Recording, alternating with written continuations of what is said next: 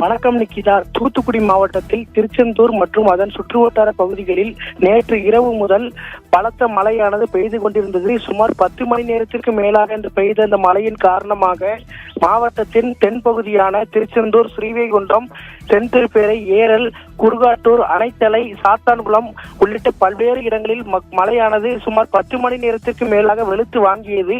இதன் ஒரு பகுதியாக திருச்செந்தூர் பேருந்து நிலையம், திருச்செந்தூரில் உள்ள வழிபாட்டு தலங்கள், திருச்செந்தூரில் உள்ள அந்த முக்கியமான ஜீவா நகர் என அழைக்கப்படும் இந்த பகுதிகள் முழுவதும் வெள்ள நீராக காட்சியளித்தது.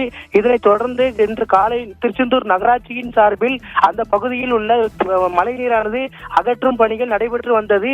மேலும் அந்த ஸ்ரீவைகுண்டம் அருகே கருங்குளம் என்ற பகுதியில் இருந்து நெல்லை மாவட்டமான மூலக்கரைப்பட்டி உள்ளிட்ட பகுதிகளுக்கு செல்லும் பிரதான சாலையானது மழைநீர் சூழ்ந்த நிலையில் வெள்ள நீராக காட்சியளித்தது. தொடர்ந்து அங்கு இருந்த வெள்ள நீர் அனைத்தும் திடீரென அந்த படிப்படியாக வடிய தொடங்கியது.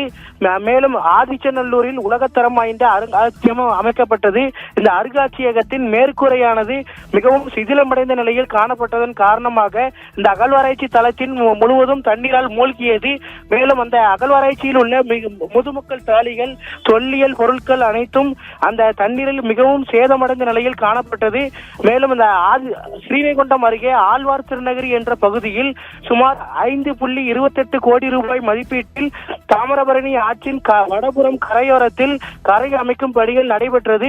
பிப்ரவரி மாதம் முடிந்த இந்த பணியானது தற்போது சுமார் கிட்டத்தட்ட ஒரு 5 மாதங்கள் தான் முடிந்து ஆகிறது. 5 மாதங்கள் முடிந்த நிலையிலும் இந்த நேற்று இரவு பெய்த ஒரே மழையில் அந்த தாமிரபரணி ஆற்றின் கரை முழுவதும் கரைந்து திருநெல்வேலி திருச்செந்தூர் சாலையில் வழிந்தோடிய நிலையில் காணப்பட்டது. மேலும் 5.28 கோடி ரூபாய் இந்த கரையை பலப்படுத்தும் பணிக்கு செலவிடப்பட்டிருந்தோம். முறையாக அந்த பணிகள் நடைபெறாததன் காரணமாக இந்த அவலங்கள் ஏற்பட்டதாக அப்பகுதி பொதுமக்கள் மற்றும் சமூக ஆர்வலர்களால் குற்றம் சாட்டப்பட்டு வந்தது. இதனை நாம் பிரத்யேக காட்சிகளாக வெளியிட்டிருந்தோம். மேலும் ஏற்கனவே கடந்த 2 நாட்களுக்கு முன்பு இதே தாமிரபரணி ஆற்றின் கரையானது கரைய தொடங்கியது என முதல் முறையாக செய்தி வெளியிட்டோம்.